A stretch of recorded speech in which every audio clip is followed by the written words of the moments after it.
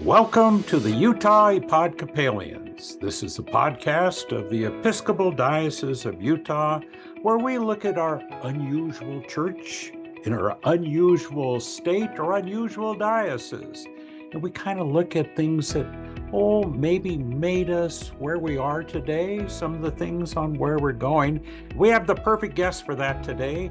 We have the Chancellor, the Canon Stephen Hutchinson, who announced his retirement, not leaving quite yet. He's leaving as summer hits us. But we thought it was a good time just to talk about the last 40 years, which he's been a front row participant in our church, and the last 40 years of what he's seen, both nationally, wider church, and locally. So welcome, Steve, and thank you for being part of the Utah Epodcopalians. And I'm going to start right away with saying, now you're Chancellor. What is a Chancellor? Okay, thank you very much, Craig. Thanks for this opportunity.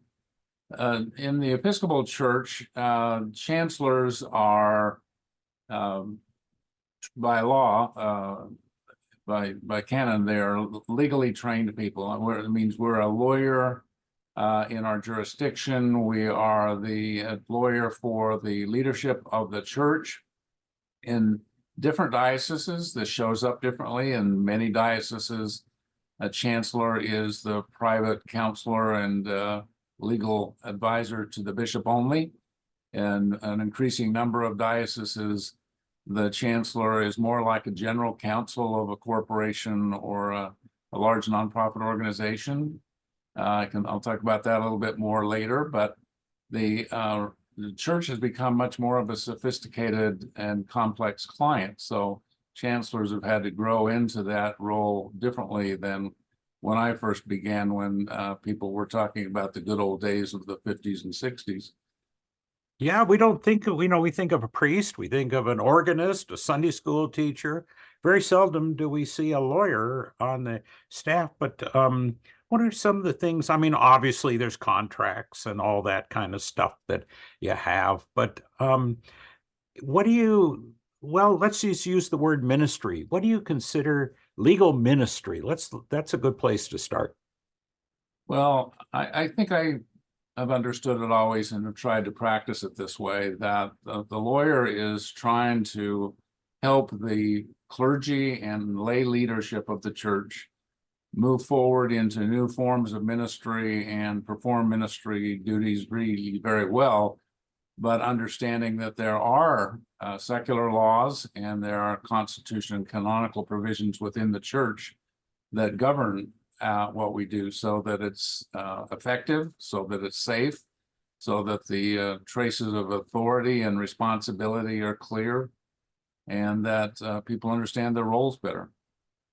You use that word safe. That just hit me because I know in today's religious climate, that is so important, the safety of the people who come to church, the vulnerable, those who we've served, those in the outreach. Must be pretty proud that this church that you're a member of, I'm a member of, and we both work for, has had a pretty gosh darn good safety record. And it's because of a lot of diligence, isn't it? It is, and I think we were among the first, not the first, but among the first of the types of religious organizations, whether they're denominations or otherwise, that have recognized that there are consequences when expectations or promises that are made about the care and safety and concern of the church or the religious organization to its members, that trust, when that's violated and when people are actually injured as a result of that. So we've been building structures for training and qualifying and screening of people involved in the delivery of ministry services well before many other religious organizations got into it. And I've been a little bit part of that, and I've been proud of the work that we've been doing. And we're going to talk a little bit about other things too, but one other just follow up on that. I've heard that anyone in the Episcopal Diocese of Utah or churches who deals with children or deals with the public has been vetted. Is that true? Anybody that's in an official position or as an employee of the church has had a background check. And I think that we're very assertive and almost aggressive in the depth of our background checks compared to many other entities, and screened as to things that might show up as a risk, but also as to their qualifications. Are they who they say they are? Now I want to get a little nostalgic. Okay, you've been here 40 some years. You've served capacities in your parish of St. James. You've served capacities for the diocese at our national governing conventions, and of course at the diocese. Would you say are some of the biggest changes in those 40 years that you saw for the Episcopal Church? I assume that some of us know nationally there were a lot of things to make the church more inclusive, but what are some of the observations you've made when somebody says, gee, how has the church changed? I think it's changed dramatically. When I, going back, as you say, pioneer days when I started, the church was still coming out of the period of what we used to call prince bishops, where bishops that were considered to be the sole authority and the sole decider of everything that was going to happen and or everything that was going to represent the church in a given community or in a diocese or a state or another area.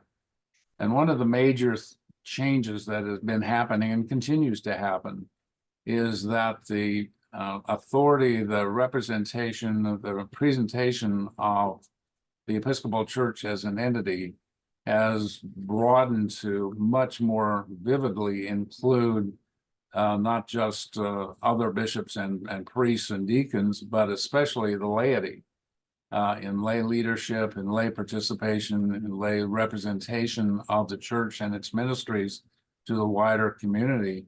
I think that has been a very dramatic change. And when people in lay leadership positions are able to use their gifts, whether that's serving on a vestry and leading a congregation to be more of a presence in the local community or at the diocesan level, or as you said, with the General Convention and the Executive Council at the wider church level, the whole church has been enriched by that. And I've witnessed so many wonderful gifts of lay people and priests and deacons being able to make a difference and make change within the church that prior to the 1980s would have been very rare. Really? So you say it's been enriched. I suppose as you use that word, I think of the fact that, and I go back as a lifelong Episcopalian to going to church, getting all dressed up, going in, sitting in the pews, listening to a sermon, going home, coming back that Sunday. It seems the church has also opened up its doors and moved out into the community too a little bit more over those years that you say that you've observed. Oh, very much so. I think that I used to use the phrase, much of being a representative of the church or being a Christian is showing up and being present. And I think that many of our ministries, many of our social issue endeavors and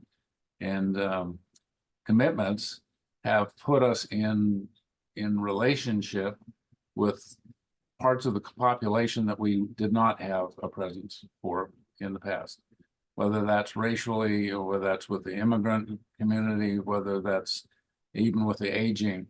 Our ability to engage and incorporate and cherish the relationships that we have with these new communities, to learn from them as well as to serve them, is one of the things that gives me a lot of sort of warm heart moments when the church is at its best. It's brought some challenges. The we look forward to, or look backwards, I guess, to when women became ordained and caused some breaks in the church. Of course, you come just after that in your official service from the middle and late 70s. We saw very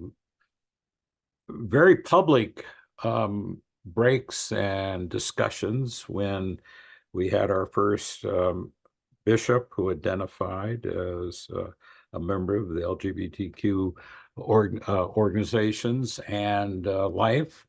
We've had all kinds of moving forward in certain areas.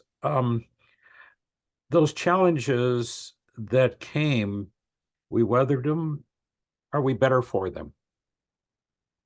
Oh, I think back on several moments in my life in the church that were so impactful, really transformative for me. Being at the General Convention of the church when Bishop Tutu came and shared with us the struggles of apartheid in South Africa. And then after apartheid fell and they came back to the General Convention and thanked the American church for being such a stalwart supporter of the people who were part of leading that struggle to create that opportunity for apartheid to be set aside. Similarly, I was blessed to be in the room of the House of Deputies in the final vote when Bishop Robinson was approved to become the first openly gay bishop in the church, and in 2003 in Columbus, Ohio, and there were about 15 to 1,800 people in this giant room, and it was quiet as can be, and respectful and prayerful, and people from around the fringes, the press and others, were just stunned by how solemn and respectful and courteous and as they say, kind people of very different points of view on that issue could be towards each other in making that really historic decision. And I was very proud of our church at that in that moment. I thought it was one of the best moments of the church being at its best I'd ever witnessed.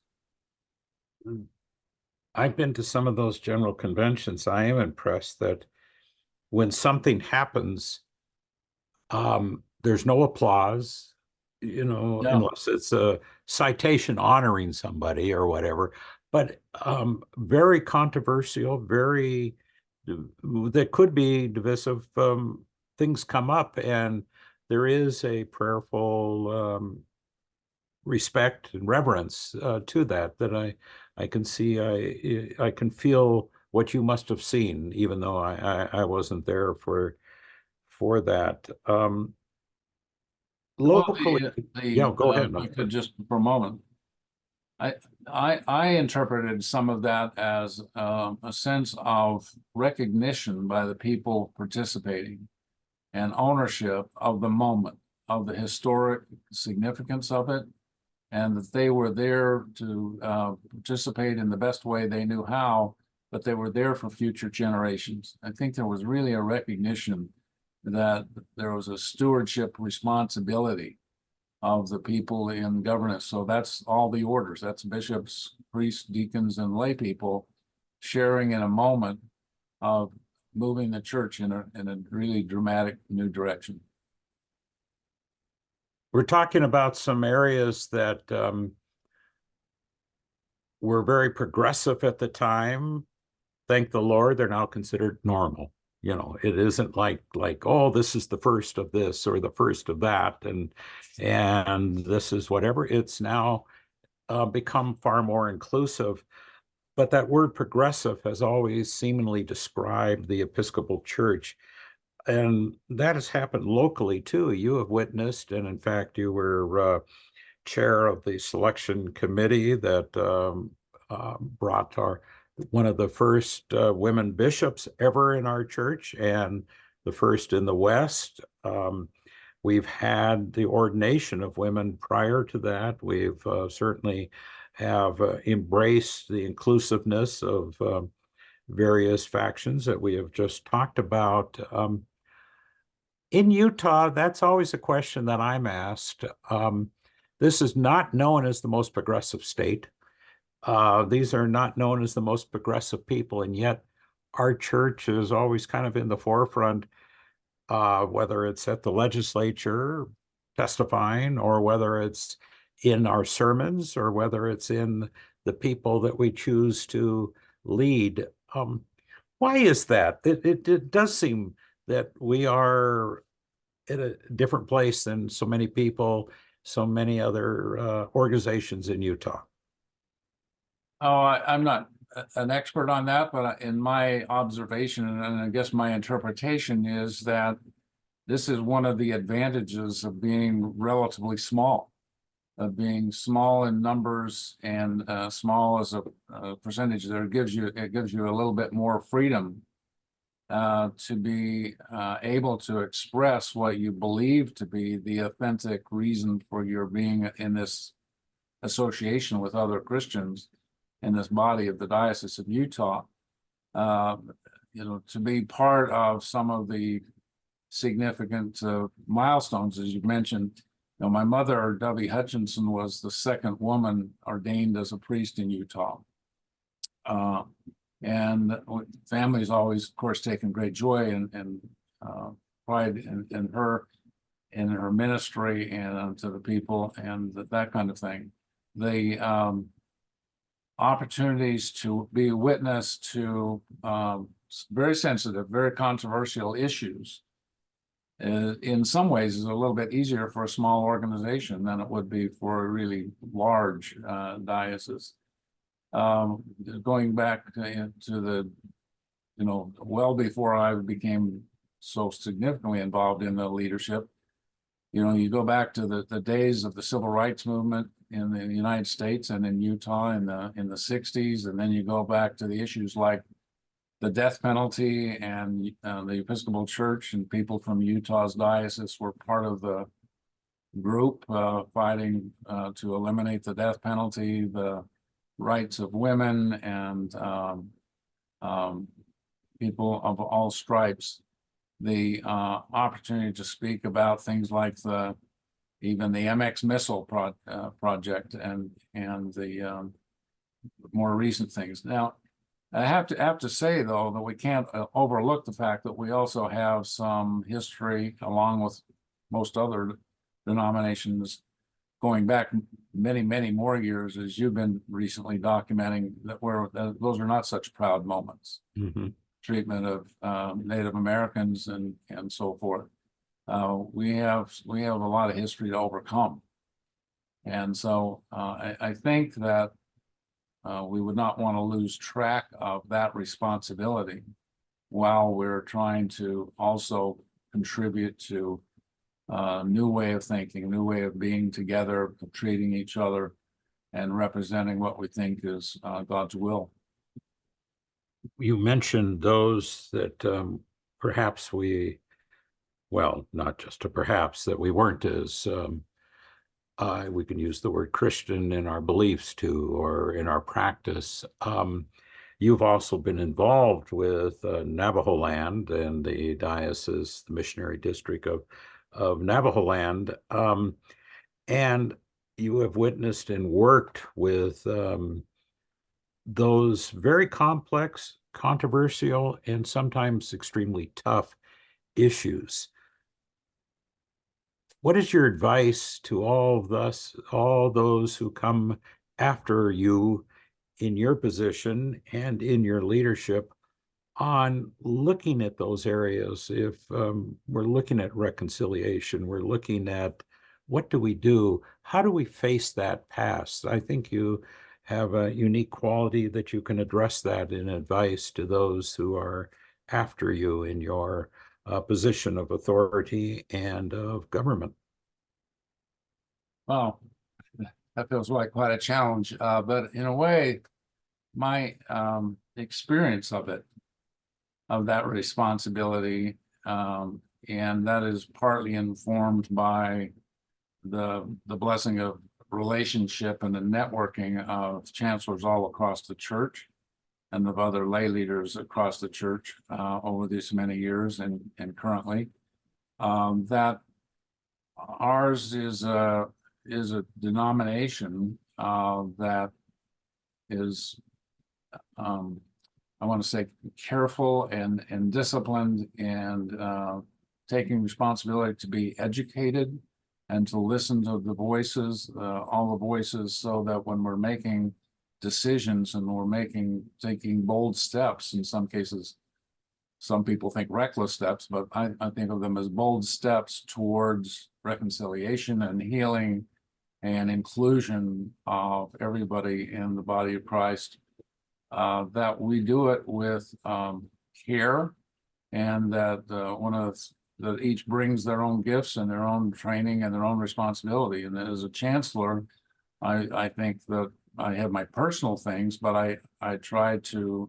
be careful to guide the leadership in making decisions that is responsible within our canonical and governmental structure of the church, as well as the legal implications in the wider community. But to be able to do that in ways that is effective in creating opportunities for change. When we look at change and we look at our opening the doors and reaching out and making what you call bold steps, the church has reached out, and one of the ways is through an organization that you also retired from, the Episcopal Community Services. Now, it isn't that this church never did outreach. I think I want to make that clear. And often some of the things that became under the umbrella of ECS go back, well, to the very beginning of the church. When we talk about our service in hospital chaplaincy, goes back to our original Bishop Tuttle.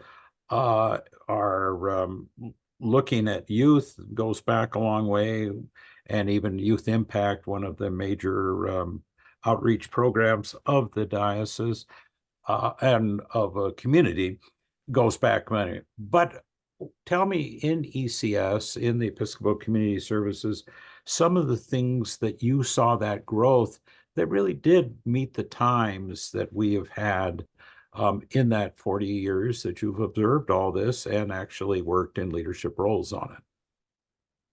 It's really been a blessing to me to be involved with the ECS for so many years. I actually, when I was vice chancellor, back in the 80s, filed papers to incorporate what is now ECS, which was originally called Utah Hospitality Ministries Incorporated.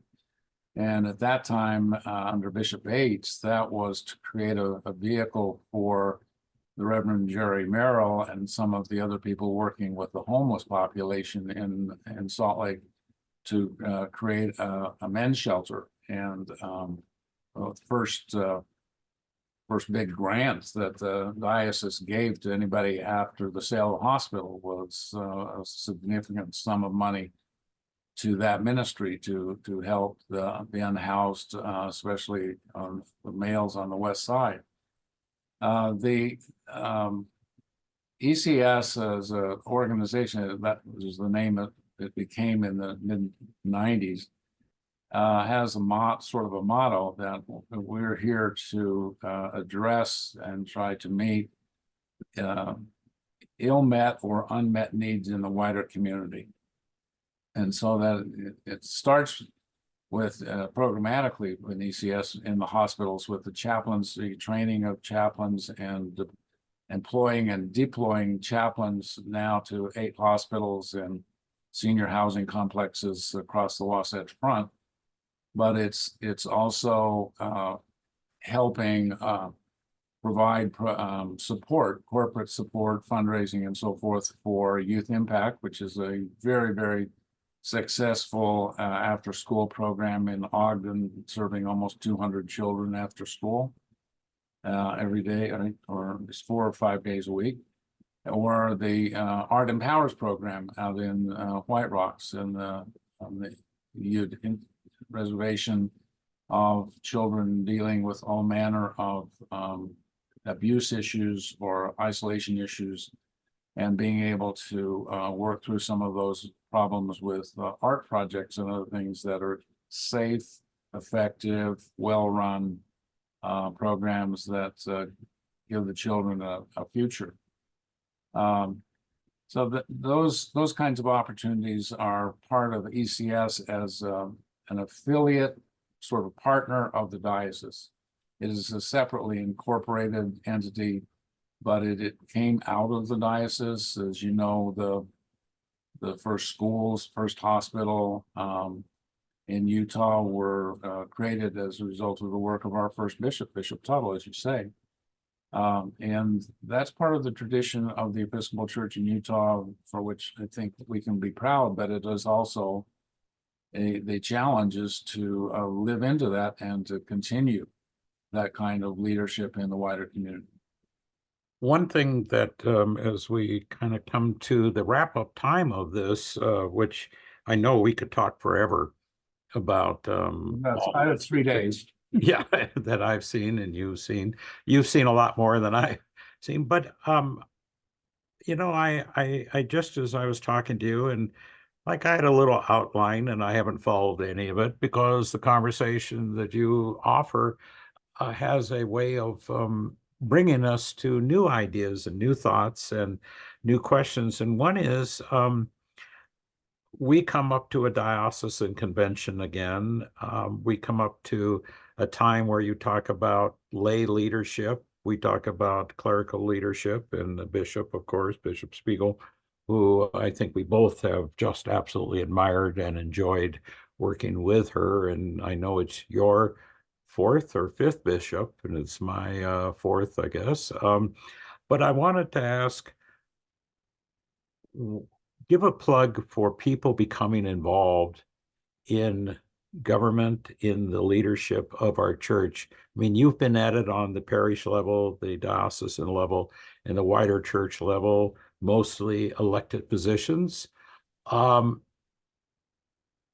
satisfaction that not just being a Christian going to church, but being involved in the leadership. Give a plug for that, because I know you've embraced it. Well, it's almost overwhelming to me when I think back to when I first started being more involved in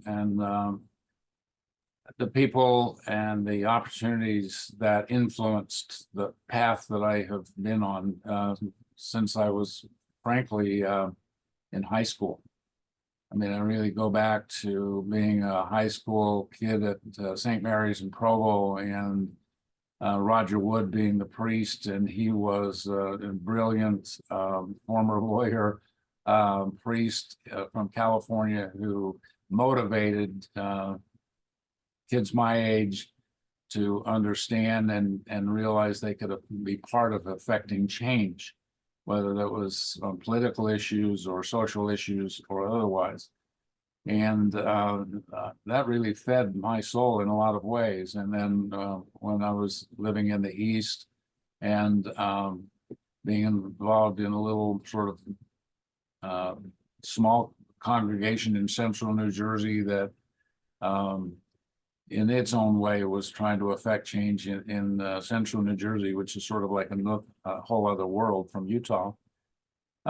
In Utah, and I came back to Utah. We came back to Utah in the early 80s, and before I knew it, I was on the standing committee and then president of the standing committee, and Otis Charles was the bishop, and his activism, his understanding of the church, being in the church by being outside the walls of the church and being in the community, and serving alongside people from all stripes in addressing human needs and personal needs and spiritual needs of everyone. That was very inspiring to me. And then with Bishop Bates in the sale of the hospital, but also Bishop Bates was a very, very generous person that helped uplift ministries as well as people all across Utah. The opportunity to serve when I became vice chancellor in '85 that gave me a different way of taking responsibility to serve congregational leadership and help there are various remote congregations in Utah live into their possibilities and into their dreams, consistent with the directions the diocese and the wider church was going. And then you mentioned the more global church, the General Convention, the governing body of the Episcopal Church, where I've been a participant continuously since 1985. And I mean, what an opportunity that has been to be a little part of and work alongside the people that help mold the church and have brought it to a much more inclusive and fulsome understanding of our responsibility with whatever resources we have to help people, to affect change, to bring the church's message to people in ways that affect their everyday living. Well, we're all left with a lot kinder, gentler, progressive, and outreach-laden church because of your service. We deeply appreciate church that recognizes that every individual matters. Every individual has an inherent and worth and value, and that we celebrate that with them. That's a great place to end this. And boy, we're going to miss you. And I'm sure there's going to be one or two things that you might miss about us here in the old Episcopal Church Center, where you have toiled these many years, and appreciate your service and thank you for it. And also, this has just been great to have a conversation with you before those last moments. You're leaving in June. We'll have a big reception that I know will pack the place, but thank you, Canon Steve Hutchinson, the Chancellor of the Diocese, and our former head of ECS, the Episcopal Community Service, and just a whole lot of things in our church. Thanks so much for being part of the Utah Epodcopalians, a podcast of the Episcopal Diocese of Utah. I'm Craig Wirth of the Diocese. Thanks a lot for listening.